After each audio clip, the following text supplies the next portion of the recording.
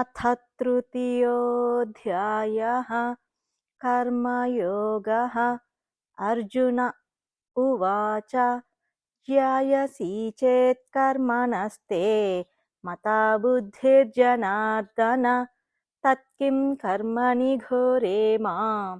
नियोजयसि केशव। व्यामिश्रेणेव वाक्येन बुद्धिं मोहयसीव मे तदेकं वद निश्चित्य येन श्रेयोऽहमाप्नुयाम्। श्रीभगवानुवाच लोकेऽस्मिन् द्विविधा निष्ठा पुरा प्रोक्ता मया नघ ज्ञानयोगेन साङ्ख्यानां कर्मयोगेन योगिनां न कर्मणामनारम्भात् नैष्कर्म्यं पुरुषोऽश्नुते न च सन्न्यसनादेव सिद्धिं समधिगच्छति न हि कश्चित् क्षणमपि जातु तिष्ठत्यकर्मकृत् कार्यते ह्यवशः कर्म सर्वः प्रकृतिजैर्गुणैः कर्मेन्द्रियाणि संयम्य य आस्ते मनसा स्मरन् इन्द्रियार्थान् विमूढात्मा मिथ्याचारः स उच्यते यस्त्विन्द्रियाणि मनसा नियम्यारभतेऽर्जुन कर्मेन्द्रियैः कर्मयोगम् असक्तः स विशिष्यते नियतं कुरु कर्म त्वं कर्म ज्यायो ह्यकर्मणः शरीरयात्रापि च ते न प्रसिद्ध्येद कर्मणः यज्ञार्थात् कर्मणोऽन्यत्र लोकोऽयं कर्मबन्धनः तदर्थं कर्म कौन्तेय मुक्तसङ्गः समाचर सह यज्ञाः प्रजा सृष्ट्वा पुरोवाच प्रजापतिः अनेन प्रसविष्यध्वम् एषवोऽस्त्विष्टकामधुक् देवान् भावयतानेन ते देवा भावयन्तु वः परस्परं भावयन्तः श्रेयः परमवाप्स्यथ इष्टान् भोगान् हि वो देवाः दास्यन्ते यज्ञभाविताः तैर्दत्तानप्रदायैभ्यः यो भुङ्क्तेस्तेन एव सः यज्ञशिष्टास्सिनः सन्तः मुच्यन्ते सर्वकिल्बिषैः भुञ्जते ते त्वघं पापाः ये पचन्त्यात्मकारणात् अन्नाद्भवन्ति भूतानि पर्जन्यादन्नसम्भवः यज्ञाद्भवति पर्जन्यः यज्ञः कर्मसमुद्भवः कर्म ब्रह्मोद्भवं विद्धि ब्रह्माक्षरसमुद्भवम् तस्मात् सर्वगतं ब्रह्म नित्यं यज्ञे प्रतिष्ठितम् एवं प्रवर्तितं चक्रं नानुवर्तयतीह यः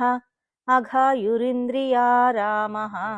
मोघं पार्थ स जीवति यस्त्वात्मरतिरेव स्यात् आत्मतृप्तश्च मानवः आत्मन्येव च सन्तुष्टः तस्य कार्यं न विद्यते नैव तस्य कृतेनार्थः नाकृतेनेह कश्चन न चास्य सर्वभूतेषु कश्चिदर्थव्यपाश्रयः तस्मादसक्तः सततं कार्यं कर्म समाचर असक्तो ह्याचरन् कर्म परमाप्नोति पूरुषः कर्मणैव हि संसिद्धिम् आस्थिता जनकादयः लोकसङ्ग्रहमेवापि सम्पश्यन् कर्तुमर्हसि यद्यदाचरति श्रेष्ठः तत्तदेवेतरो जनः स यत्प्रमाणं कुरुते लोकस्तदनुवर्तते न मे पार्थास्ति कर्तव्यं त्रिषु लोकेषु किञ्चन नानवाप्तमवाप्तव्यं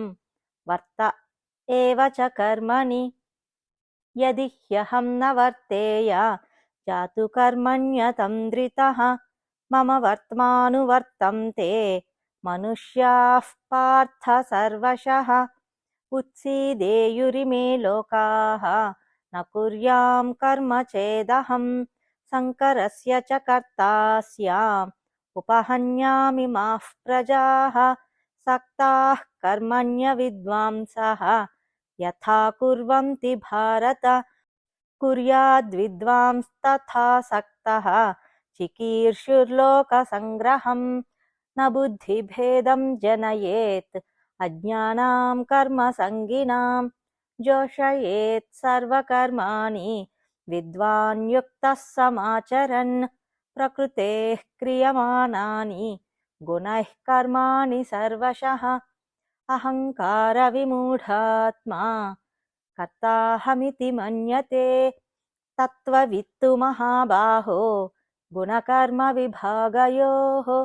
गुणागुणेषु वर्तन्ते इति मत्वा न सज्जते प्रकृतेर्गुणसम्मूढाः सज्जन्ते गुणकर्मसु तान् कृत्स्नविदो मन्दान् कृत्स्नविन्न विचालयेत् मयि सर्वाणि कर्माणि सन्न्यस्याध्यात्मचेतसा निराशीर्निर्ममो भूत्वा युध्यस्व विगतज्वरः ये मे मतमिदं नित्यम् अनुतिष्ठन्ति मानवाः श्रद्धावन्तो न सूयन्तः मुच्यन्ते तेऽपि कर्मभिः ये त्वेतदभ्यसूयन्तः नानुतिष्ठन्ति मे मतम् सर्वज्ञानविमूढांस्तान् विद्धि नष्टानचेतसः सदृशं चेष्टते स्वस्याः प्रकृतेर्ज्ञानवानपि प्रकृतिं यान्ति भूतानि निग्रहः किं करिष्यति इन्द्रियस्येन्द्रियस्यार्थे रागद्वेषौ व्यवस्थितौ तयोर्नवशमागच्छेत् तौ ह्यस्य परिपन्थिनौ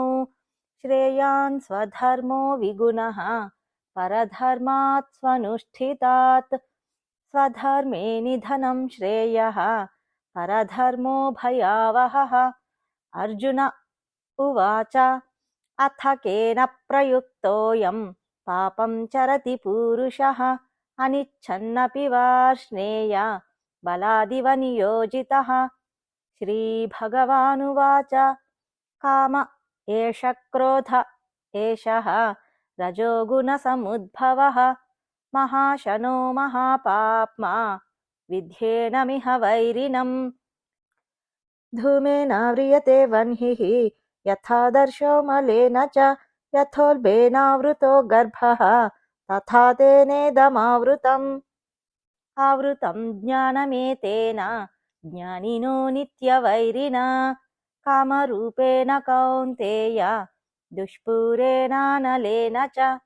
इन्द्रियाणि मनोबुद्धिः अस्याधिष्ठानमुच्यते एतैर्विमोहयत्येषः ज्ञानमावृत्य देहिनम् तस्मात् त्वमिन्द्रियाण्यादौ नियम्य भरतर्षभ पाप्मानं प्रजहिह्येनं ज्ञानविज्ञाननाशनम् इन्द्रियाणि पराण्याहुः इन्द्रियेभ्यः परं मनः मनसस्तु परा बुद्धिः यो बुद्धेः परतस्तु सः एवं बुद्धेः परं बुद्ध्वा संस्तभ्यात्मानमात्मना जहि शत्रुं महाबाहो कामरूपं दुरासदम् ॐ तत्सदिति श्रीमद्भगवद्गीतासु उपनिषत्सु ब्रह्मविद्यायां योगशास्त्रे श्रीकृष्णार्जुनसंवादे कर्मयोगो नाम तृतीयोऽध्यायः सर्वधर्मान् परित्यज्य मामेकं शरणं व्रज अहं त्वा सर्वपापेभ्यः मोक्षयिष्यामि मा शुचः।